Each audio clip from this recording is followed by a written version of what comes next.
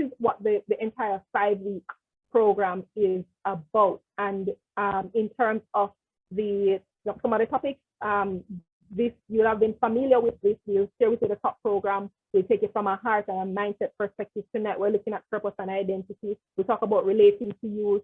And over the next couple of weeks as well, we'll talk about experiential learning and whole life coaching, creative facilitation skills, and mentorship skills and stuff. So we're up for a really very exciting next couple of weeks. We know that it might be a quite of a sacrifice, but I want to encourage us to make the sacrifice and sow the seed and make the commitment for the next 5 weeks to stick with this, to complete, to finish and finish strong, right? So want to encourage you, as you're actually in the chat right now, to say, will you commit?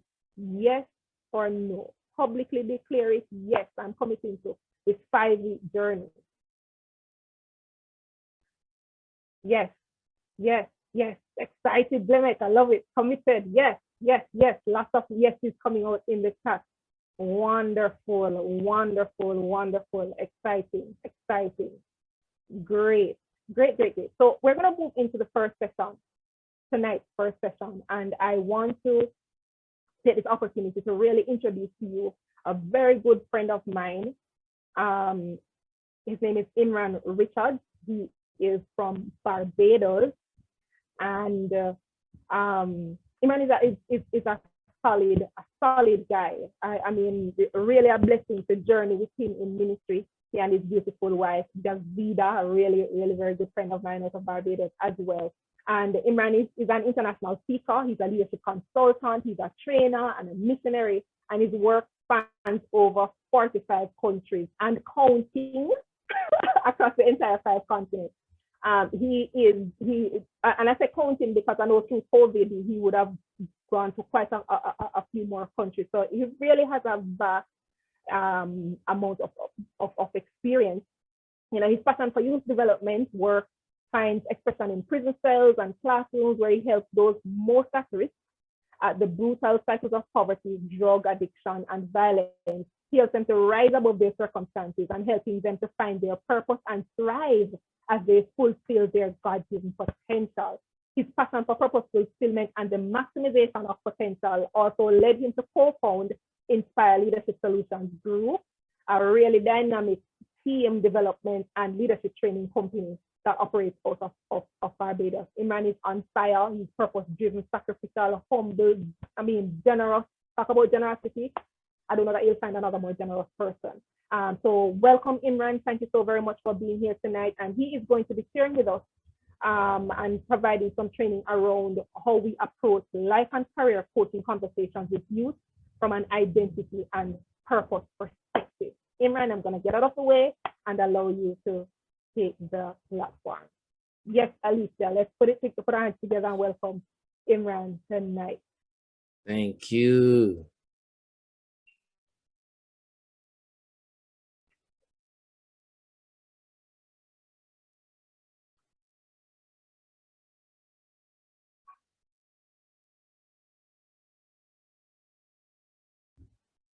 All right, can you guys see my screen? Yes, Imran. Okay, awesome.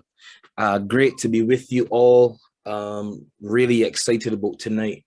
And I am going to be sharing very casually. And as I share, I want to ask you that feel free to stop me if you have any questions, if you have any comments, if there's anything that you want clarity on, please feel free to raise your hand and indicate that you have a question or a comment, or you could drop it in the chat. I'll try my best to pay attention. If not, if Lisef sees it in the chat or Amoy, then maybe they can draw it to my attention. All right, awesome. So I want to start by looking at the scriptures. And one of the things that I want to do is to give you a framework for why this topic is of critical importance. I'm in Daniel chapter 1. In the 3rd year of the reign of Jehoiakim, king of Judah, Nebuchadnezzar, king of Babylon, came to Jerusalem and besieged it. And the Lord delivered Jehoiakim, king of Judah, into his hand, along with some of the articles from the temple of God. These he carried off to the temple of his God in Babylon and put it in the treasure house of his God. Then the king ordered Ashpenaz, chief of his court officials, to bring into the king's service some of the Israelites from the royal family and the nobility, young men without any physical defect, handsome, showing aptitude for every kind of learning, well-informed, quick to understand, and qualified to serve in the king's palace. Let me tell you, like, if you are born in the image of God, then this is you. You are from a royal family. You are of the nobility. You are young men and young women born in the image of God without physical defect, handsome or beautiful, showing aptitude for every kind of learning, etc. And continuing. So these young men were brought into the king's palace, and the chief of the court was to teach them the language and literature of the Babylonians. The king assigned them a daily amount of food and wine from the king's table. They were to be trained for 3 years, and after that, they were to enter the king's service. Among those who were chosen were some from Judah: Daniel, Hananiah, Mishael, and Azariah. The chief official gave them new names. To Daniel, the name Belteshazzar; to Hananiah, Shadrach; to Mishael, Meshach; and to Azariah, Abednego. But Daniel resolved not to defile himself with the royal food and wine.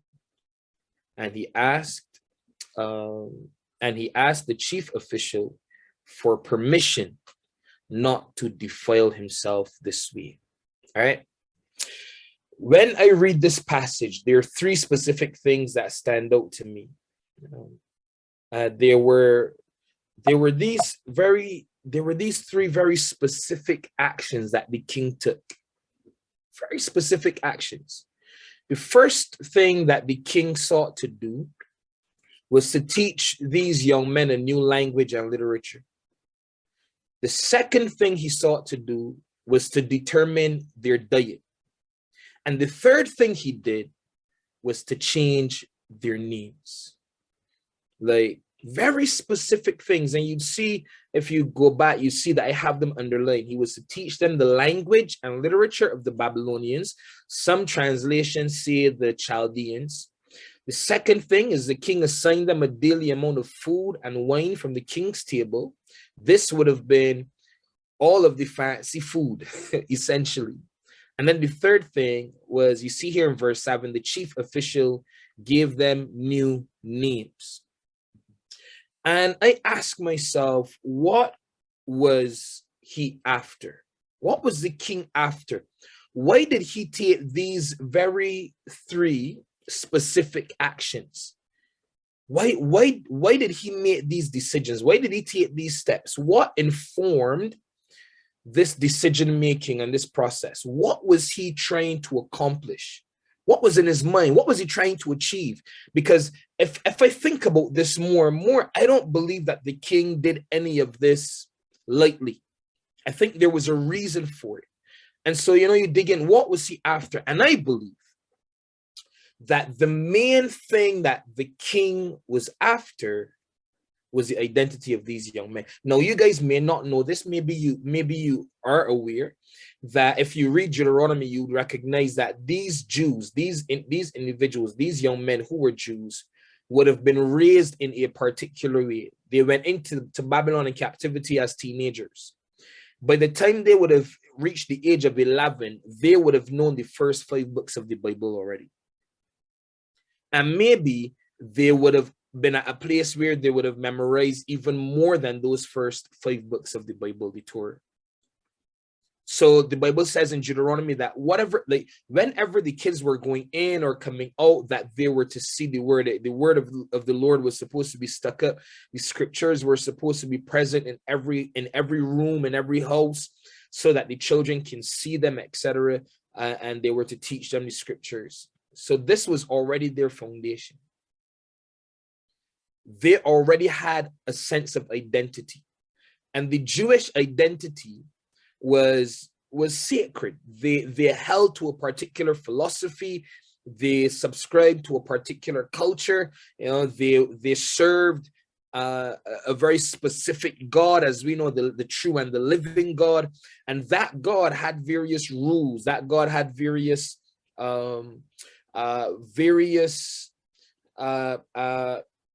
boundaries, various contexts for within which they were supposed to exist. And so they I feel like the king pursued 3 specific areas to accomplish this act of going after their identity, of causing them to forget who they are, to displace who they are, and trying to reinforce a different identity. The first thing he went after was their convictions. First thing, he went after their convictions, their head, their knowledge base. The first thing that Nebuchadnezzar said is that I am going to teach them a new language and literature. Now, here's the thing. Sometimes once you start teaching a new literature, you don't even have to teach the language, because language often follows literature. And in Nebuchadnezzar's mind is, as a man thinketh in his heart, so is he. So in his mind, if I can control their thoughts, I can control them. So the first thing he did was to teach them a new language, teach them a new literature. I am going to displace everything that they've learned about God, about the scriptures, everything that they understood about the Bible. I am going to reorganize radically their worldview, because the philosophy of the Chaldeans, or the literature of the Chaldeans, was based on 3 specific things, which was astronomy, astrology, and magic.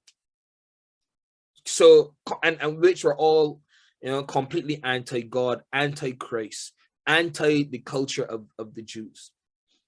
And so 3 very specific things, astrology, astronomy, and magic, right? Which led into witchcraft and idol worship and all of those types of things. And so the first thing Nebuchadnezzar did is, I'm going to reorganize their theology.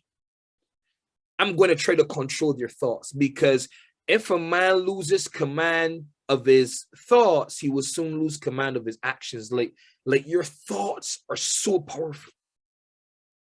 What you think is so important, because your perspective will always influence your posture and your practices. What you have in your head is so important. And so this is the first thing he went after. The second thing he went after was their character by way of their heart. And you know, to say that the quickest way to get to a person's heart is through food, right? I know that for sure. That I've been trying to lose weight for a while. I lost like 17 pounds. And in no time, I traveled to a few exotic places. I was like, I have to try every single thing that they have on the menu, everything that I have to eat. I ain't saying no to nothing.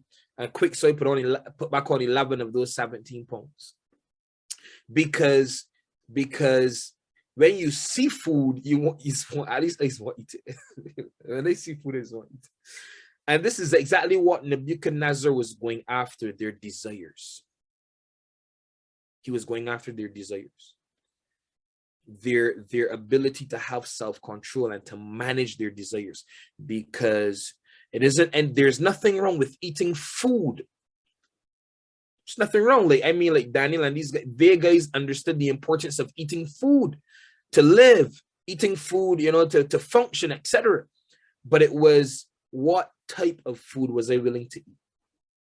And so it was an attack on their desires. And you realize most young people, they wrestle with their desires.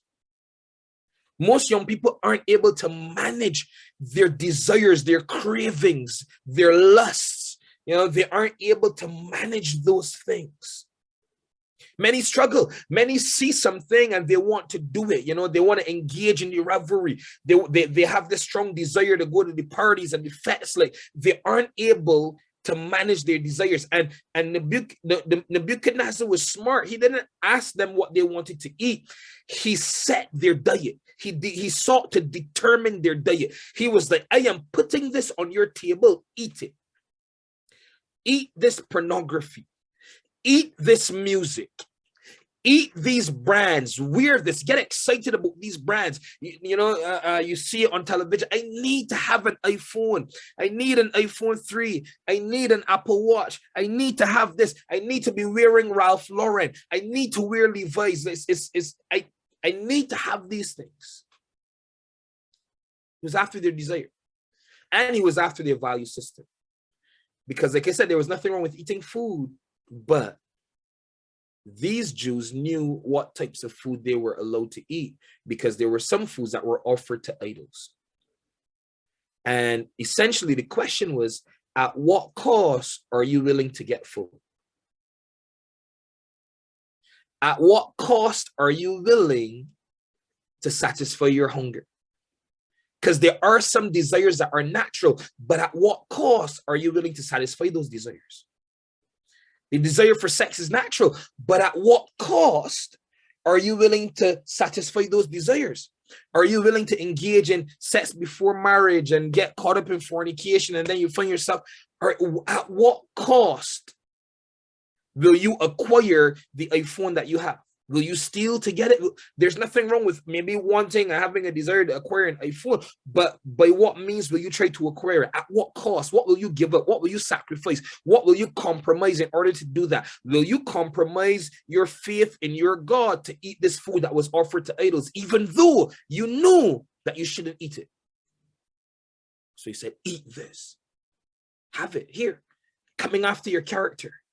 And the third thing was coming after their hands, their competence. And you guys may not necessarily see the correlation immediately, but as you know, names were significant. So Nebuchadnezzar was like, look, it's not just enough to change their thoughts. I want to control their thinking. I want them to forget about God. And you can tell me whether or not I am right, but we live in one of the most biblically illiterate generations right now. Young people have no idea. Many young people are walking around. They've never been to Sunday school. They don't know God. They have no reference point. They have no theology of God. They have no framework for concept of God. They are completely illiterate where the Bible is concerned. And the enemy is getting them, is displacing anything that they learned about God, especially when you go to university and so forth, and you have to wrestle with all of these different views. Actually, let's not even talk about university. Let's talk about social media. And people giving thanks to the universe. Talking about, let me displace what you've been accustomed to. So the first thing he went after was their heads. Second thing he went after was their hearts, their character. Eat this food, their desires, their cravings. Third thing he did was to change their names. He's like, look, fam, I'm going to change your names. And all of their names were Babylonian names connected to Babylonian gods. All of them, all of their names. They changed their names. And the thing about a name is, as you know, like, oftentimes your name is connected to your purpose. You know, Jacob's name was changed from trickster to Esau to Israel. Change his name. Change his name. Right? And we see a number of instances in scripture where this has happened. Where Saul, you know, he went by Saul, and Saul was his name, you know, and so he went by Saul for many years. Then he got saved, Paul. Right? And there are places in the Bible where you see this. So names are critical because names are tied to purpose. And when I think about this, I just feel like all of the like the enemy has gotten us to embrace all of these labels about ourselves. You know how we label people so we don't have to listen to them? We label people so we don't have to learn from them. Like, we label people. Because if it can affect your sense of purpose, then it can impact what you do with your hands. The way that you use your hands. Hands that were designed to share, to give, to develop, to build, to grow, now become hands that are developed to kill, to steal, to destroy, to break down, to tear away. Like, it can impact your hands. Change your name. Went after their sense of purpose. And these three things, he went on a journey to shift their identity. He said, I want them to forget who they are. They came here as Israelites, but they're going to remain here and serve here as Babylonians. I'm going to change your language. I'm going to change their literature. I'm going to go after their heart, their character, their desires, and get them out of control. Do what you want to do. Eat what you want to eat. Do whatever makes you feel good. Eat certain foods that make us feel good. We engage in certain things that make us, it's all about how we feel. It's not about what is right. It's about what you feel. It makes me feel good. So I'll do it. Then he goes after their sense of purpose by changing their names and putting a different label on them. Bad boy, oh, you're a bad boy, or you're this, you're a ghetto youth, you're this, you were that. And you know, I am a gangster, and they embrace these labels that the enemy has placed on them. You know, you are nothing. That is your name. You are nothing. You will never amount to be anything. You're just like your dad. You're no better. You're Ralph. That was my dad's name. You know, like, you're Ralph. You just like your dad. You're saying, like, you're Ralph. That's your name. You never amount to be anything. And so you never try anything. You never risk anything. You know that you can sing, but you never actually try to activate that gift because you don't have confidence in yourself because your name has been changed. It comes after your identity. And most young people are wrestling with one of these three areas. So whenever I think about coaching, like I want to come with this perspective. Most young people are wrestling with a head issue, with a heart issue, or with a hand issue. They're wrestling with knowledge of God and trying to find him and understand him, how to interpret the word and perspective, all of that stuff. They're wrestling with their heart, their desires, their values, trying to figure out what they value, what they don't value, etc. Daniel was like, look, I value the glory of God. Therefore, I will not eat that food. What happened? What happened to Daniel as a teenager, as a young man growing up? What type of coaching, what type of mentorship, what type of conversations did he have to have that as a young man taken away from his home, no more supervision in any real sense of the word, your ability to engage in a Babylonian culture that is absolutely dark, free for all. You can engage in parties and orgies and fetes and do this and do that. You know, there's some individuals, they leave home and they go to college overseas and they go, wow, Daniel is in the same scenario. He's in school. And he's in, you know, him and his three friends, they aren't the only slaves. There are others that are there, maybe from other parts of the world. This is a Babylonian empire. And they're all, school was in session for these guys. I know it's free for all. You can do whatever you want. You can do whatever. What was it that kept him? What was it that kept him? What was it that caused him to be able to say, no, I will not defile myself at the king's meat at 16, 17 years old? When you could say that yes to everything. And so for me, like, I want to know how he was coached. What went into his coaching? What type of conversations did he, because there was something done right there. Everybody with me? If you with me, drop a 7 in the chat if I'm making sense. If you with me still, like, drop a 7 in the chat, because I feel like I'm not seeing. And I want to make sure you guys are still here with me, man. Yeah. I mean, if you're not feeling what you're saying, you could drop like a 6 or a 7 too, you know, like, that's all right.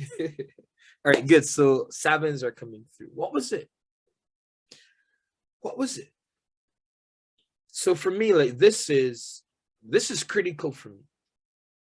Because we see it all the time. Right? You see like Sunday school kids that grew up in Sunday school, they're singing, they're doing poems, they're dancing, they're volunteering for everything. But then from the time they hit a certain age, like, that stops.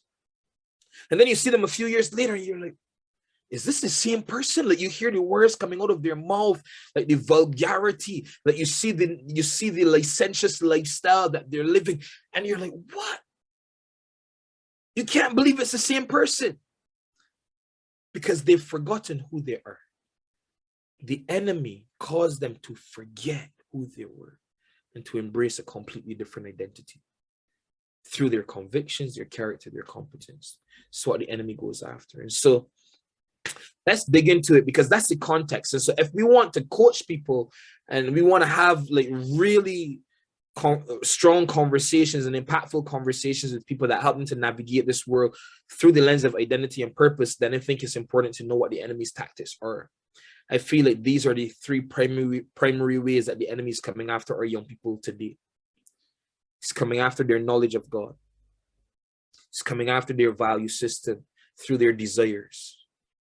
And he's coming after their hands, their sense of purpose, their sense of productivity, by changing their names and throwing labels onto them. This is what he's doing. This is a strategy. And he's gotten extremely, extremely good at it. We see it through social media. We see it through the culture. We see it. We see this. And you see those three things repeating themselves over and over again in those three areas. So let's talk about the heart of a, and I don't have a lot of time. And so again, like I said, if you have any questions, please feel free to jump in. I'll try to run through some of this stuff, and then just have some casual conversation with you. So the heart of the coach, as a coach, you don't need to be better than everyone you are coaching. You just need to want better for everyone you are coaching. I want you to read that, and just maybe even if it's necessary for you to write that down, then do that, write it down. Because one of the things that happens is the coach often disqualifies themselves. Most coaches who are, really good at the game and coaching the game. And if we think about football, Manchester United, Alex Ferguson, the coach of Manchester United, like he never even played in the Premier League from what I understand. He played football, but he wasn't really good. He's a phenomenal coach. You don't need to be like Pep Guardiola is not better than half of the players that he coaches. So you don't need to be better than everyone you are coaching. You just need to want better for everyone that you're coaching. Every young person that you're connecting with, you need to want better for them. Like it starts there. That's the heart of the coaches. It's not about me and my perspective and what I want to share with you. It's about you and getting you to be better, getting you to figure out your sense of purpose, it's about the other person. So my heart is always, I love you. I want what's best for you. I don't need to be better. As a matter of fact, I would be completely elated if you surpass me.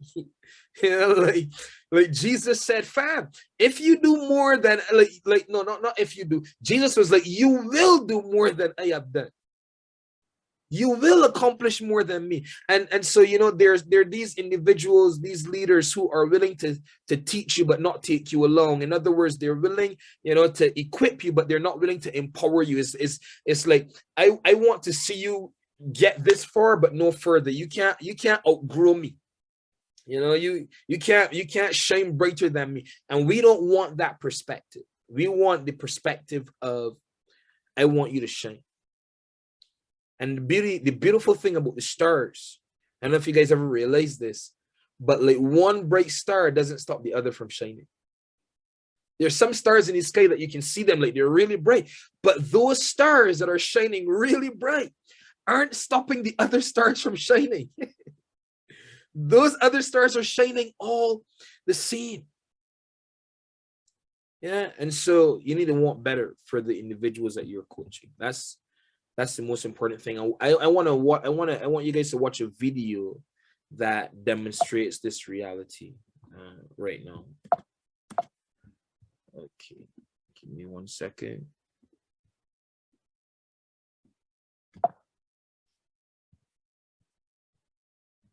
All right. Let me do this real quick.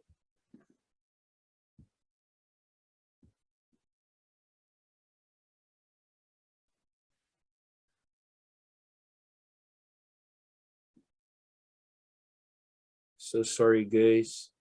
I'm gonna pull it back up now, but I really want to make sure that you guys see this video. I think it's a really good video. And so I'm just gonna make sure that you guys can see that.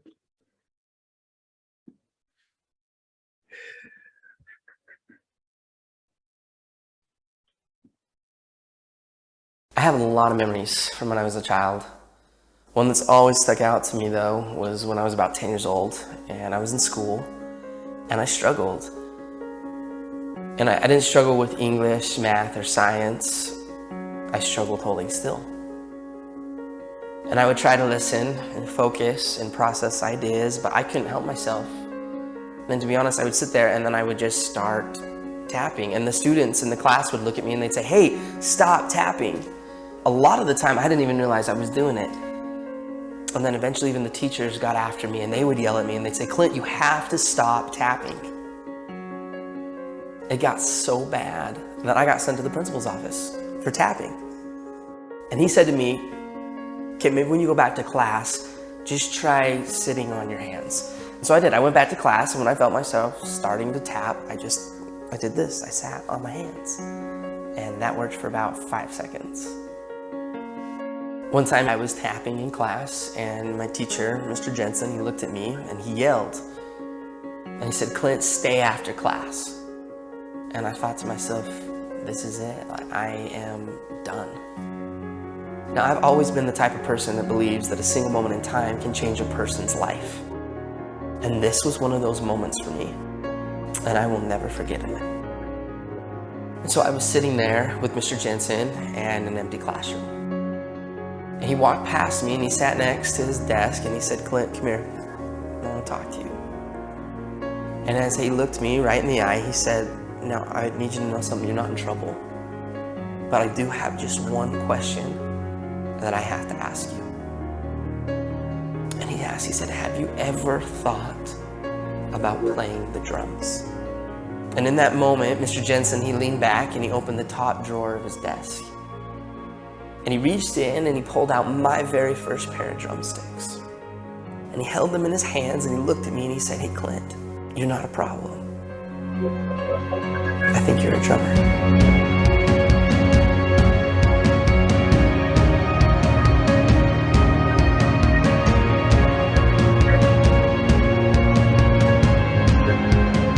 And from that moment on, I've never put those sticks down.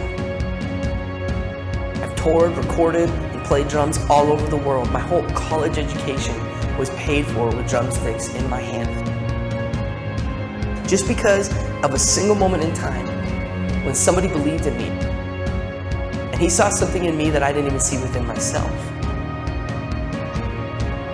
And from that moment, I learned that there's a difference between being the best in the world and being the best for the world.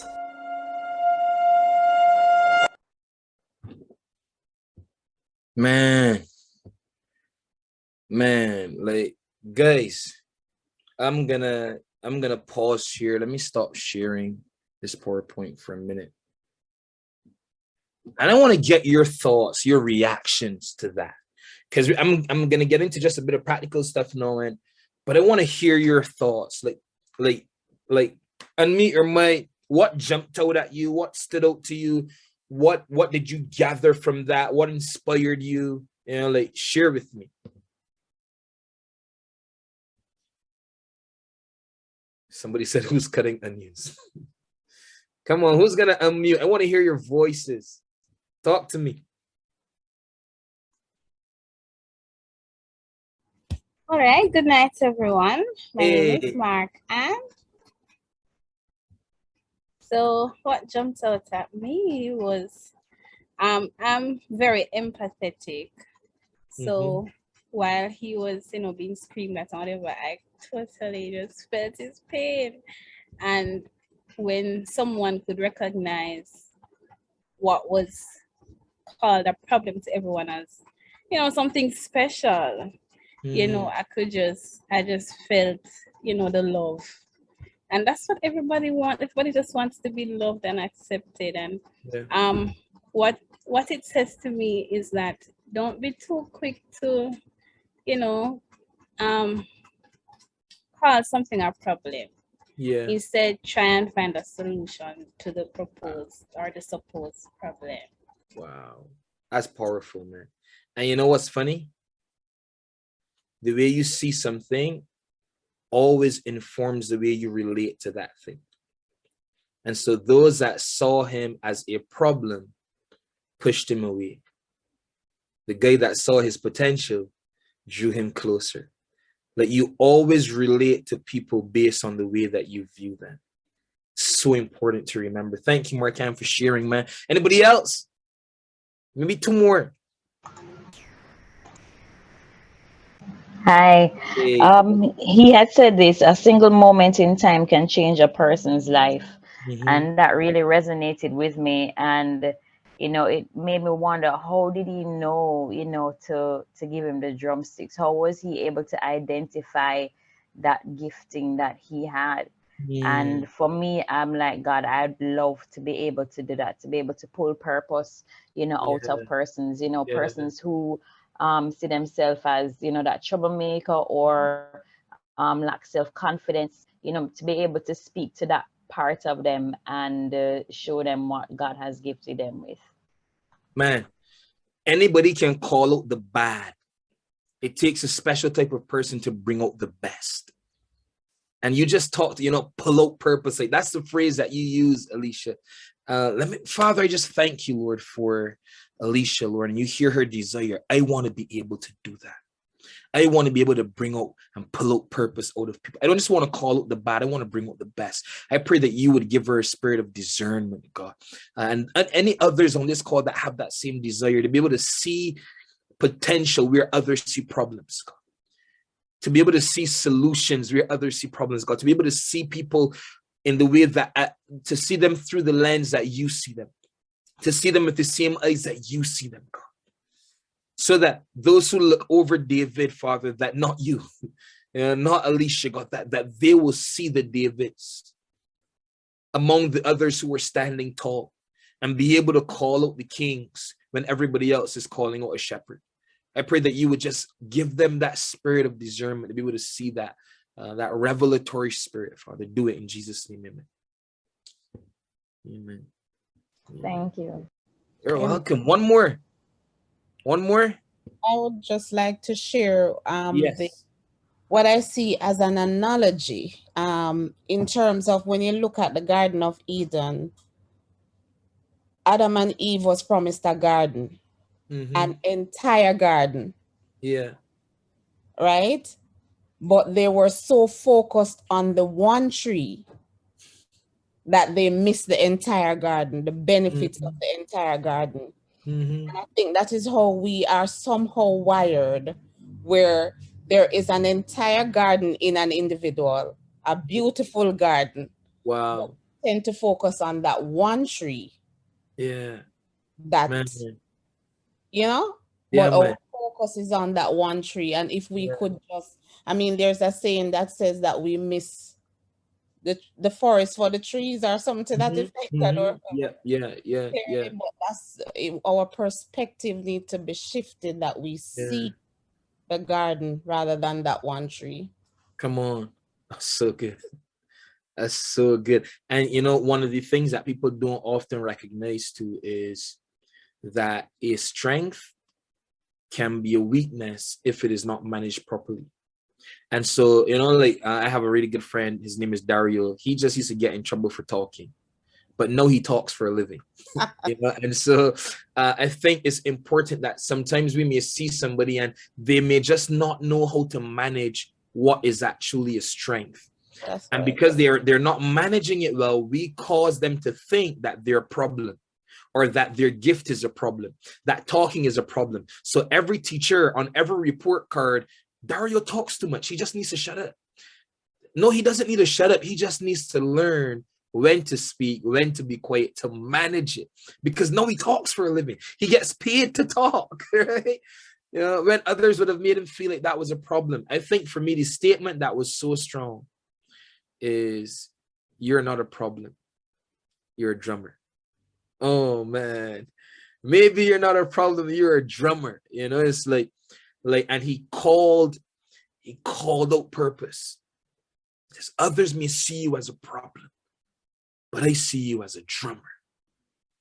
Others may see you as a shepherd, but I see you as a king. Others may see you as just that boy that grew up in Nazareth, the carpenter's son, but I know you're the savior. Yes, it's powerful. And I think that's where we all want to get to as coaches, as those who have those conversations. And so, yeah. I have a lot of. So for me, here are some just of the qualities of a great coach. One, we heard this just now. They see potential where others see problems. They're patient. You know, like especially if you're coaching kids that are now starting out in a particular sport, you gotta be patient, right? Because they're gonna get it wrong most of the time. Oftentimes we treat people like projects. We think to ourselves, by now, it's been 2 years, you should have understood this. You should have gotten better. I'm moving on to somebody else. You aren't learning the lessons. And we give them timelines for change, but change doesn't work like that. And I wonder if God had to do the same thing with us. Oh man. Actually, I don't even want to know the answer to that. like, I would be in trouble if God took that same approach with me. And so patience is critical because change is a journey. The discovery and the development of purpose, walking in purpose and destiny, of understanding your identity, getting settled in knowing and understanding who you are, is a journey. It takes time. And if time is an important factor in the developing of young people and leaders and potential of individuals, then patience is your biggest asset as a coach. If time is an essential component, then patience is a necessary asset. You gotta be patient because it's not the same time that you sow the seed that you're able to enjoy the harvest. And so patience is critical. Coaches pay attention. They listen. They observe. They watch. They hear what you are saying, but they also hear what you're not saying. They're watching your body language. They're paying attention to every little detail. They add perspective. They're really good at helping you to rethink stuff because of the perspective that they bring. And it's oftentimes because of their experience, because they're older. You know, there's a proverb that says, if you want to know the road ahead, ask the person who's on their way back. And so a coach adds perspective. No, it's not that your perspective becomes a fact. One of the important things is knowing that we are all entitled to our own opinions, but we aren't entitled to our own facts. And so it's really important that you know that your opinion is just an opinion, because there's so many different paths that an individual can take to discovery of purpose or understanding, getting clear and solidifying their identity. And so sometimes coaches can make the mistake when you're having conversations with young people in trying to prescribe, in trying to tell them what to do, in trying to suggest that you should do this or you should do that. No, there are times when that may be necessary, but that's not what I'm talking about here when I talk about adding perspective. When I say adding perspective, I'm talking about, have you considered this perspective? Have you considered this viewpoint? You know, what about if you did it this way? What could the outcome be? You know, have you thought about this as a potential consequence of this particular action? Is there anything different that you can do? You know, or maybe, well, in my experience, what I have found is, and you share maybe your experience, but you're not prescribing here, you're adding perspective because you want that those individuals discover the answer for themselves, you're coaching, right? That's what you're doing. You're coaching. And so you want to ask questions that cause them to probe deeper, that cause them to think, that cause them to question. And maybe, is that the right decision? Could I have done that differently? Or can I do that differently? Right? And so they add perspective. They know when to push and when to pause. There's a tension that exists in the journey of change. When at what we call a breaking point, it's either the breaking point or the growth zone. And what happens at this breaking point / growth zone is if you push too hard, then they can break. But if you push just enough, or you know when to pause and then when to push again, then that's where real growth takes place, because growth doesn't take place unless growth does not take place unless it's outside of our comfort zone. But you don't want to push individuals so far outside of their comfort zone that they start to push back, right? And so knowing when to and when not to is critical. Coaches are playful, right? You don't want every single time you connect, because coaching and having these types of conversations is really about relationship. It's about building the right relationships. And so what contributes to great relationships is, yes, there are times for serious conversation, but there's also time for laughter, for going out, for hanging, for eating together, for watching a movie together, for doing different things, etc. Right? For laughing, cracking a joke, right? Laughing at a mistake that somebody made, or that they made, or laughing at yourself, etc.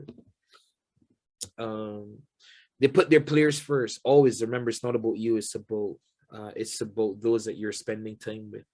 And they constantly point to the promised land. One of the reasons why this is important, they constantly point to the promised land, is because young people can forget easily or disqualify themselves, and they forget about they forget about the promised land. They forget about about the dream that God has for their lives. And as a coach, I want to be constantly reminding them, hey, this is what you were created for. This is we are focused on the championship. We want to win the series, etc. Always pointing to the promised land, and then what's necessary to achieve that. And then 9, they're prayer warriors. They are prayer warriors. And these are just 5 specific skills that I think are important, because as much as you are spending time coaching, like, you are facilitators. Like, we facilitate the greatness in the life of other people. And you do that well by mastering these skills, these 5 skills: to observe, to listen actively. Help me to understand if I am hearing you correctly. Are you saying, and you repeat back, you look in the individual in the eye, you give them the value and respect of that. But then you also have to be really good at asking powerful questions. Maybe open-ended questions, maybe closed-ended questions, maybe follow-on questions, but you get really good at asking powerful questions. And then being able to summarize. I remember speaking to one of my mentors recently, and I was sharing with him that I feel like my purpose statement is shifting because of the season that I am in. I don't think that my purpose is shifting, but I think my purpose statement needs to shift. And my purpose statement was to use my voice as a rod that breaks chains of sin and self-imposed limitations off the lives of individuals, while releasing them to fulfill their God-given potential. Like, that's my purpose statement. It's been that for quite a while. But I feel like I was still called to do that, but with a very narrow focus. And he said, if I'm hearing you correctly, after I shared with him what I think is the season that I am in right now,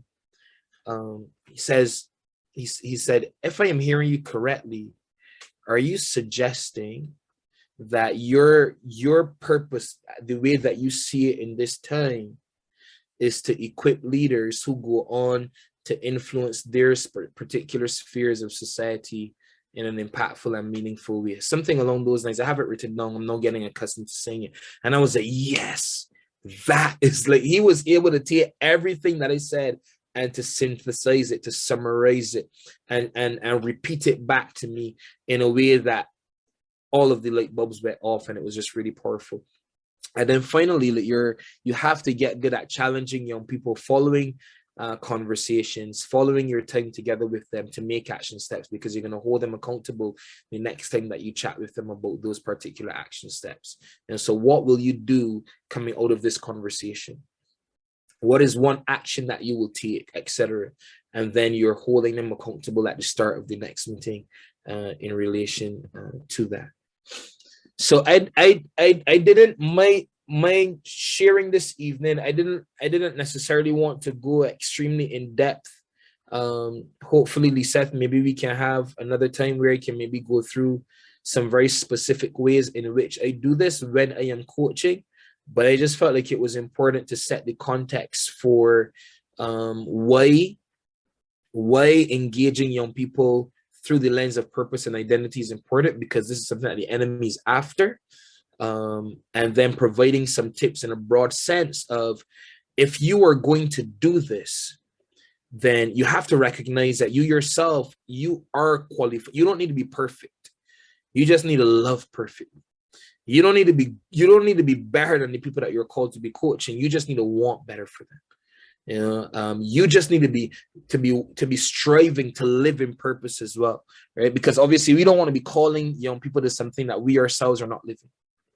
And so we want to be models, because one of the best gifts that you can give them beyond even your ears or your advice is your example. Your example, that they're able to see the back of your head and say, yeah, I want to follow that person. I want, every time I look around at Lisette, like she's at the front, she's worshiping, or she's doing this, or I can always see the back of her head in the right rooms. That's what I want to be like. Your example is critical. And then to provide some tips on, if you're going to engage in this, then this is at the heart of it. These are some of the qualities that you need to have, that you need to possess before you can even think about, having conversations. And so hopefully tonight, challenge you to think about some of these things, to understand what young people are faced with, what they're dealing with, and to, maybe use some of what I shared and measure yourself against some of those right now and ask yourself, where do I need to improve? Do I see kids as problems, or do I see their potential? Am I patient? Is that an area that I need to improve in? Do I add perspective, or am I only just sharing my own opinion and getting people to do what I think, etc.?